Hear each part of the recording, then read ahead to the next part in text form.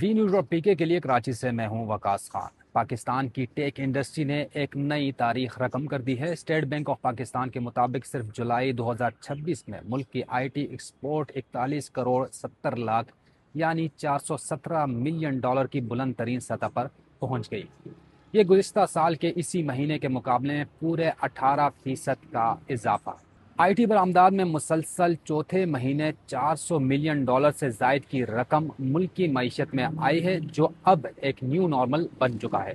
ماہرین اس تیز رفتار پیش رفت کے پیچھے 3 بڑی وجوہات بتاتے ہیں، جس میں سب سے پہلی وجہ یہ کہ فری لانسرز کی محنت اور مقامی سافٹ ویئر ہاؤسز کی بیرون ملک میں توسیع، دوسری یہ کہ اسٹیٹ بینک کی طرف سے فارن کرنسی اکاؤنٹس میں آسانی، اور تیسری یہ کہ ایس آئی ایف سی اور وزارت آئی ٹی کی جانب سے بین الاقوامی ادائیگیوں کے متبادل راستوں کی فراہمی۔ ماہرین کے مطابق اگر یہی رفتار برقرار رہی تو پاکستان رواں مالی سال کے اختتام تک $5 ارب کی آئی ٹی برآمدات کی انتہائی قریب پہنچ جائے گا۔ حکومت پاکستان نے اپنی معاشی پروگرام اڑان پاکستان کے تحت 2029 تک آئی ٹی ایکسپورٹس کو $10 ارب تک پہنچانے کا بڑا ہدف مقرر کیا ہے۔ ساتھ ساتھ یہ بھی بتایا جا رہا ہے کہ اس سفر کو جاری رکھنے کے لیے چند چیلنجز درپیش ہوں گے۔ ماہرین کے مطابق ملک میں تیز رفتار انٹرنیٹ 5G کے بروقت اجرا، یونیورسٹیوں میں اے آئی اور بلاک چین کی تربیت، اور فری لانسرز کے لیے بینکنگ کو مزید